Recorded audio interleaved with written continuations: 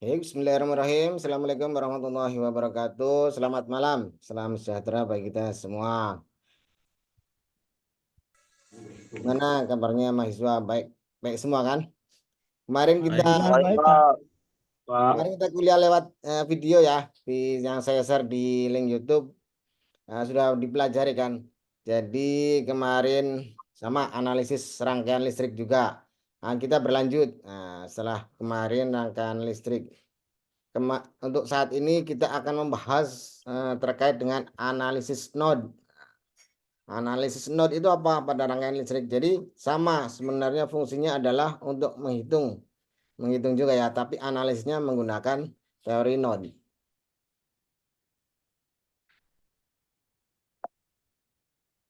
Nah, pengertian dulu. Jadi untuk analisis node tegangan adalah bahwa node atau titik simpul adalah titik pertemuan dari dua atau lebih elemen rangkaian. Jadi node itu adalah titik simpul atau titik pertemuan dua atau lebih elemen rangkaian. Jadi sebuah titik ya, titik pertemuannya. Jadi misalnya ada dua buah resistor percabangan.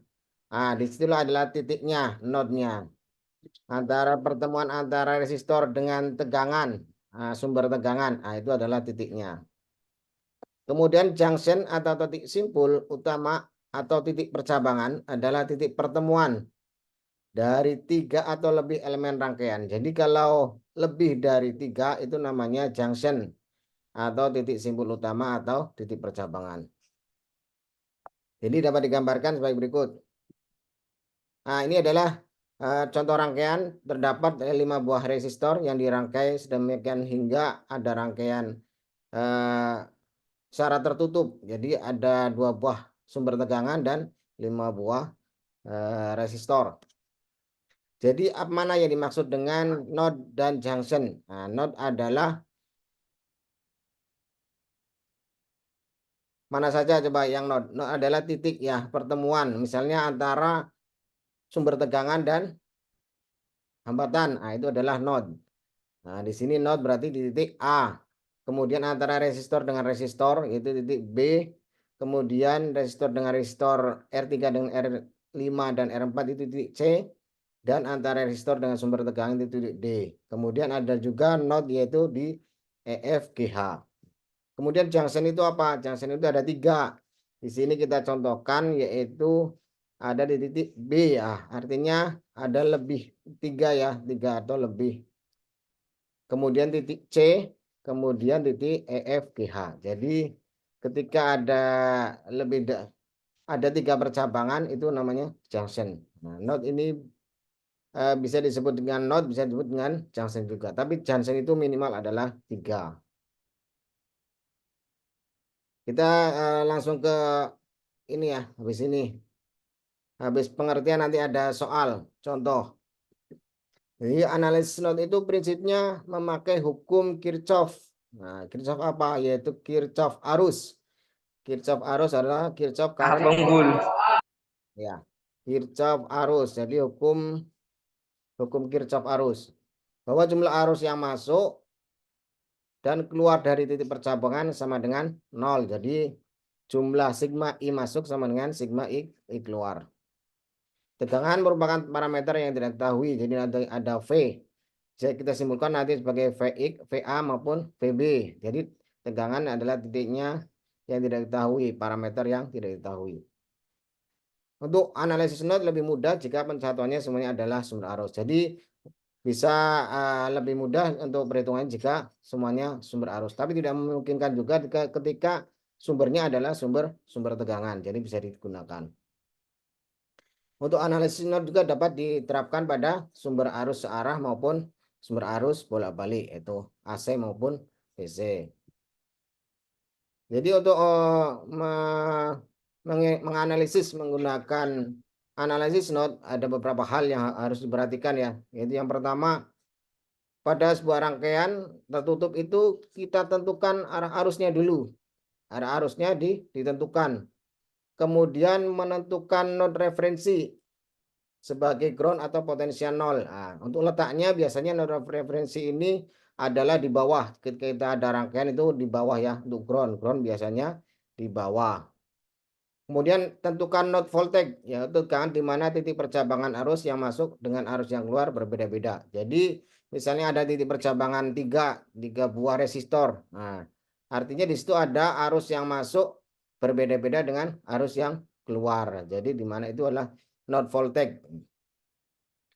Kemudian yang keempat yaitu bahwa arus mengalir dari tegangan yang lebih positif ke tegangan yang lebih negatif. Nah, tegangan yang lebih positif kita sebut saja sebagai V asal ya. Jadi tegangannya di V asal, dan tegangan yang lebih negatif disebut dengan V tujuan. Untuk langkah selanjutnya adalah gunakan hukum Kirchhoff, yaitu KCL, Kirchhoff current law pada node X. Nah, jadi nanti ketika sudah diketahui node voltage-nya yaitu node X, maka sigma I masuk atau jumlah daripada arus masuk sama dengan sigma I keluar atau jumlah daripada arus yang keluar. Nah, langsung ke contoh ya. Nah, di sinilah. Di sini kita akan menganalisa bagaimana sih langkah-langkah memecahkan menghitung arus yang mengalir pada tiap-tiap hambatan. Jadi hambatan di sini ada 3 ya, hambatan 5 ohm, 10 ohm dan 2 ohm. Kemudian ada 2 buah sumber tegangan yaitu 20 volt dan 8 volt. Ada yang sudah bisa menghitung dengan analisis node berapa arus pada tiap-tiap hambatannya? Jadi arus pada hambatan 5 ohm berapa? Arus pada hambatan 10 ohm berapa? Kemudian arus pada hambatan 2 ohm berapa? Langkah yang pertama ya, kita langsung ya. Oke. Kita ke langkah yang pertama. Kita tentukan arah arusnya dulu. Nah, arah arusnya kita tentukan sesuai dengan kehendak kita ya. Jadi arah arus itu terserah kita. Itu awal penentuannya. Terserah mau arahnya kemana. Jadi arah arusnya itu untuk I1 arahnya ke kanan. Kita buat. Kemudian I2 ke kanan dan I3 ke bawah. Arah arus sudah ditentukan, kemudian kita akan menentukan ground ya. Langkah selanjutnya adalah menentukan ground.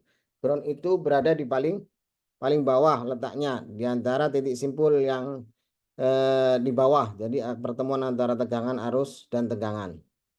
Ini adalah titik ground. Kemudian pada titik node-nya kita sebut dengan VX. Jadi node antara persimpangan antara I1, I2 dan I3 itu ada VX. Nah, itu kita sebut sebagai VX ya. Nah, dari sini untuk yang V1 20 volt kita sebut sebagai V1, kemudian 8 volt sebagai V2. Nah, ini salah ketik ya, nggak apa-apa. Ini adalah V2. Jadi di 8 volt adalah V2. Kemudian untuk yang 5 ohm kita sebut R1, 10 ohm R2 dan 2 ohm R3. Setelah ditentukan arusnya, terus kemudian ditentukan groundnya, titik groundnya, kemudian kita akan mulai menghitung. Nah, kita sudah menentukan titik VX-nya. Tadi rumusnya adalah bahwa arus itu mengalir dari tegangan yang lebih positif ke tegangan yang lebih negatif. Jadi kita sebut sebagai V asal mengalir ke V tujuan.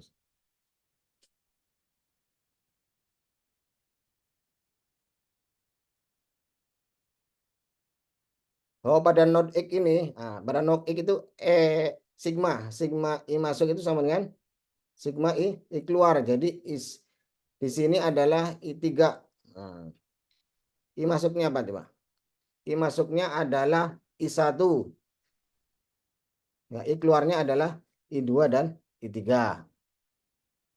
Kita kembali ke hukum Ohm. Hukum Ohm itu adalah arus sama dengan tegangan dibagi hambatan. Sehingga untuk menentukan arus di tiap-tiap hambatan, maka adalah V asal dikurangi V tujuan dibagi hambatannya. Jadi I sama dengan V per R. Nah, V-nya itu apa? Jadi yang mengalir adalah dari yang lebih positif kita sebut dari V asalnya. Nah, V asalnya dikurangi V tujuan.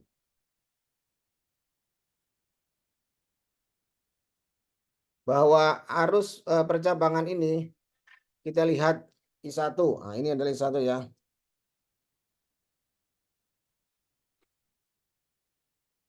Nah, ini I1.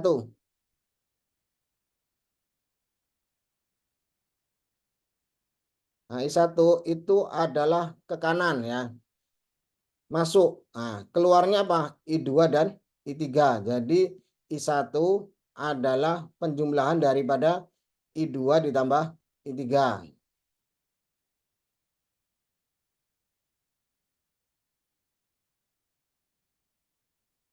Jadi untuk arus adalah bahwa dari V asal, nah, arus kan tadi V asal ya. V asalnya itu dari mengalir dari yang lebih positif ke yang lebih negatif. Jadi dari V asal kurangi V tujuan kali dibagi R. Untuk yang di I1 ini kita ke I1 dulu ya. I1, nah di sini ada tegangan dan ada hambatan. Jadi untuk mengalirnya, nah, mengalirnya adalah dari V sumber V asal menuju ke V tujuan. Jadi V asalnya adalah di 20 volt, V tujuannya adalah di VX. Nah, 20 volt apa? 20 volt kita sebut sebagai V1. Jadi V1 dikurangi VX per R1. Kemudian pada arus yang kedua atau I2 itu V sumbernya, V asalnya apa? V asalnya adalah VX. Nah, V asalnya VX, kemudian V tujuannya adalah 8 volt. Atau kita sebut V2. Jadi VX dikurangi V2 dibagi hambatan. Sini hambatannya ada R2. Hambatannya di R2.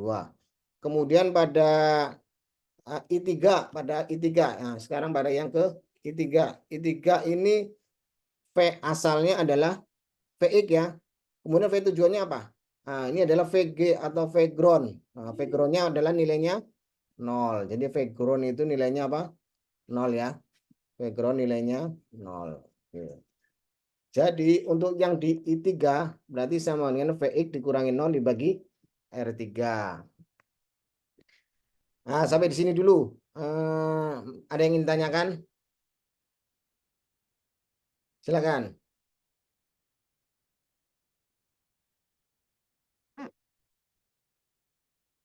Berapa mahasiswa yang hadir nih? Nah, biar Izin bertanya, Pak. silakan. Untuk nilai VX-nya berapa ya, Pak?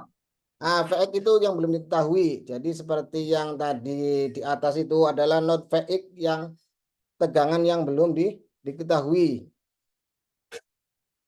Langkah-langkahnya seperti pada langkah yang saya jelaskan tadi. Mana ini? Bisa gerak nggak ini? Jadi VX-nya adalah ini. Tentukan not voltage, yaitu tegangan di mana titik percabangan arus yang masuk dengan arus yang keluar berbeda-beda. Jadi not voltage ini belum diketahui. Adalah yang ketiga ya.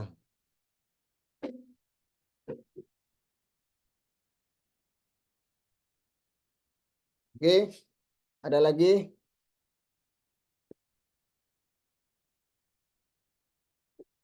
Kita absen ya, biar ada keaktifkan sedikit. Nah, biar kita lebih aktif.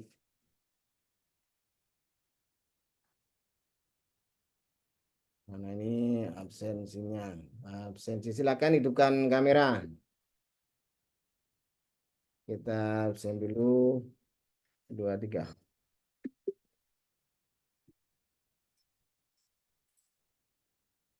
Kita mahasiswa ada berapa?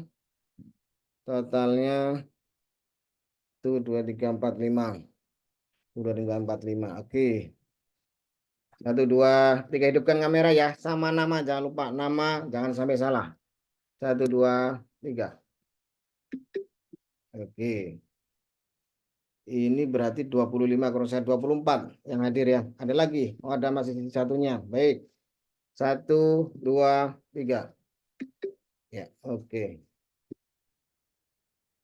Ya, silakan. Ada yang ingin tanyakan sebelum kita lanjut ke perhitungannya.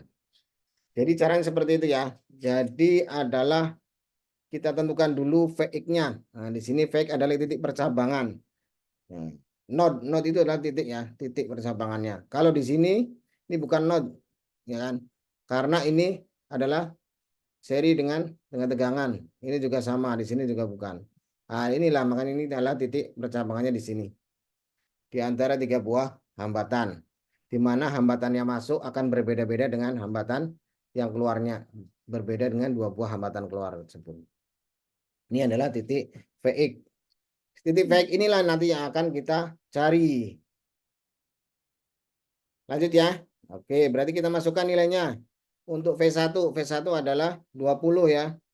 20 dikurangi VX per R1, R1 adalah 5.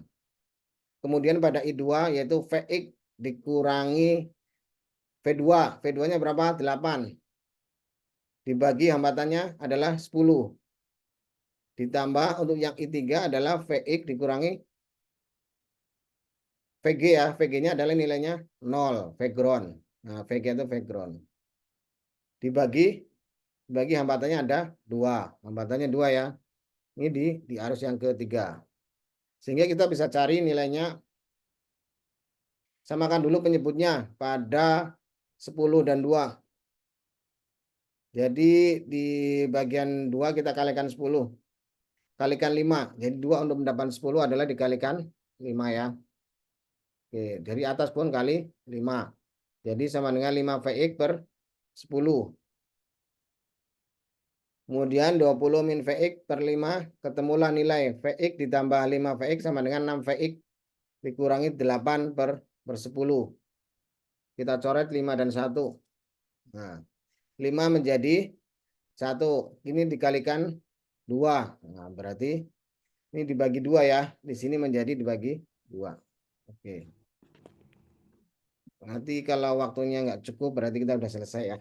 Ini masih 10 menit lagi. Mudah-mudahan bisa cukup.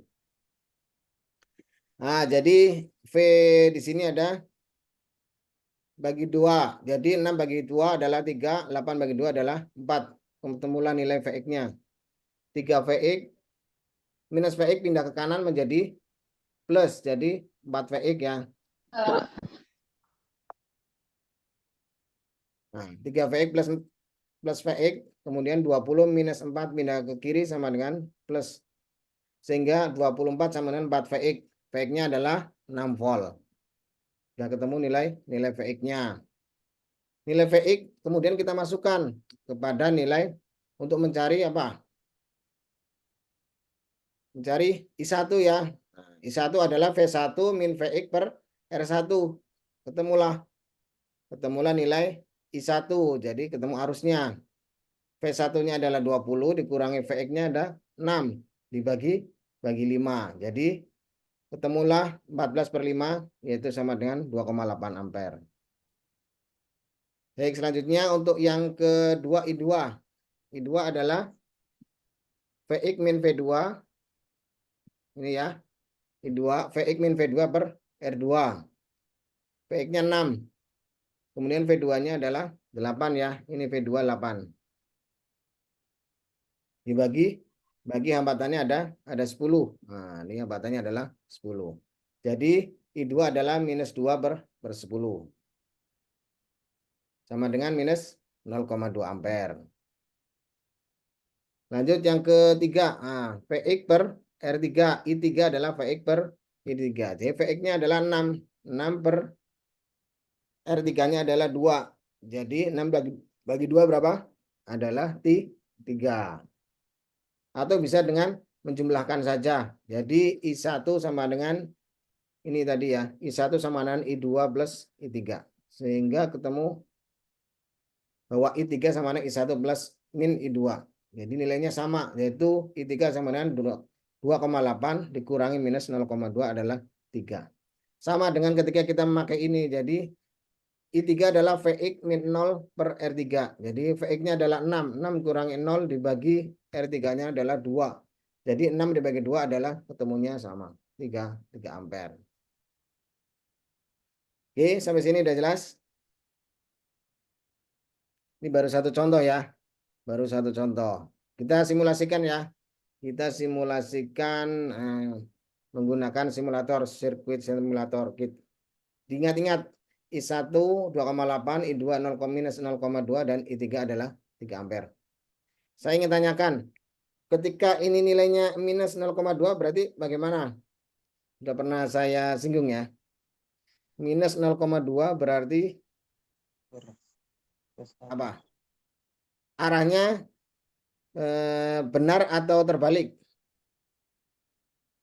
Ketika tandanya minus. Jadi arah tadi yang sudah kita tentukan di I2 ini. Nah, ini I2 kan arahnya ke kanan kan. Kalau ketemu dari hitungannya adalah minus, berarti arahnya benar atau terbalik? Terbalik. Terbalik ya. Berarti ketika ini ditemukan minus, berarti untuk arah yang I2 adalah sebenarnya adalah ke kiri. Nah, jadi I1 ke kanan, I2 ke kiri, sedangkan I3 tetap ke bawah. Jadi nilainya 0,2 ampere. Jadi minus dan positif adalah menentukan arahnya, arah arusnya. Kita pakai simulasi.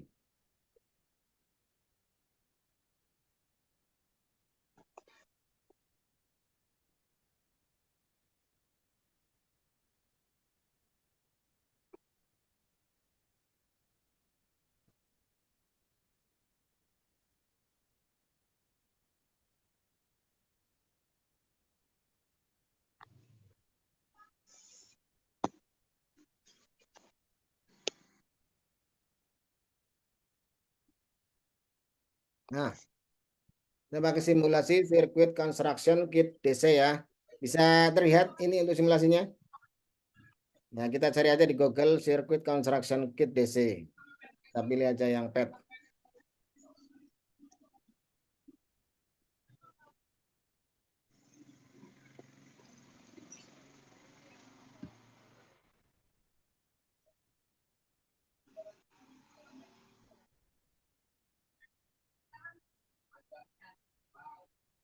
Ini kita ada 2 buah sumber tegangan ya.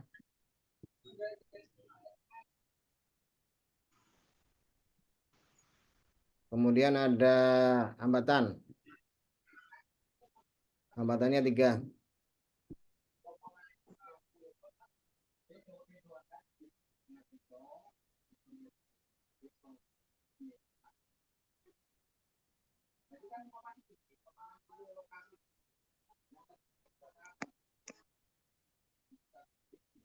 Nilainya 20, 8, 5, 10, 2.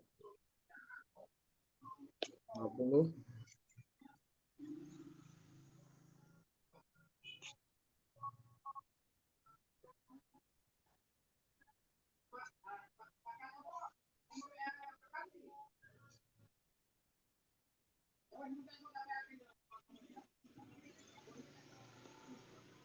Lima, 10, 2. 5. Ini 10, ini 2.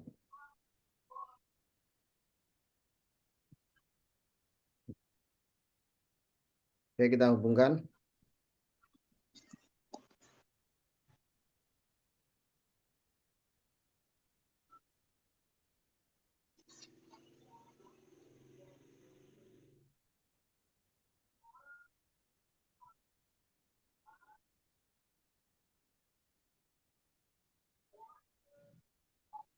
Kita lihat arah arusnya. Nah. Baik. Tadi kita ukur tegangannya ya. Tegangannya berapa ketemunya di VX-nya? VX-nya berapa tadi? 6 ya? 6 ampere, Pak. Ya, betul. Bentar, ini ada yang keliru. R1-nya tadi tuh 6 tuh, Pak. Betul. Ini R1-nya harusnya 5 ya. Oke, betul. 5, Pak. Ya. Jadi benar ya. Berarti TVX-nya adalah 6 volt. Kemudian arus di I1 berapa? Tadi 2, 2, berapa? 2,8 ya. 2,8. Betul. 2,2. I2 berapa tadi? 0,2, Pak. 0,2. Betul ya. Ini 0,2. Nah, terus di I3 3 Pak. 3 ampere. Berarti betul ya perhitungannya ya. Nah, jadi seperti itu. Jadi nanti silakan untuk bisa menerapkan untuk penghitungan not sekaligus pengaplikasiannya. Jadi untuk arah arusnya, nah ini I2, nah ini I2 ya. Arah arusnya yang benar adalah ke kiri. Benar ya? Tadi kan kita ketemunya adalah minus 0,2 karena kita menentukan arah I2-nya adalah ke kanan. Tetapi ternyata hal yang sebenarnya adalah bahwa arah arusnya adalah ke kiri, bahwa dengan nilai adalah 0,2. Jadi arah arus itu setelah kita hitung itu ditentukan dengan positif atau negatifnya. Jadi ketika nilainya arah arusnya itu positif, berarti arah arus yang telah kita tentukan tadi di awal itu benar. Tetapi ketika arah arus tersebut terbalik, ini minus maksudnya, minus berarti arah arus yang kita tentukan tadi di awal adalah terbalik. Jadi tadi di awal untuk yang I2 kita tentukan arahnya ke kanan. Tapi ternyata hasil penghitungannya adalah minus 0,2. Jadi yang benar adalah bahwa arah arusnya tersebut adalah sebenarnya ke kiri. Ke kiri. Dengan hasil tetap. Dengan nilainya tetap adalah 0,2 ampere. Oke. Nah, silakan ada yang ingin tanyakan? Masih ada materi lagi. Nanti jika menutup berarti sudah selesai kita berarti ya. Ada satu materi. Nah ini ada lagi. Ada yang bisa mengerjakan? Kita tadi adalah sumbernya sumber tegangan. Nah sekarang adalah sumbernya dengan sumber arus. Tentukan nilai I. Nilai I kita tentukan I ini adalah ke bawah. Kalau dari sini node-nya itu di mana?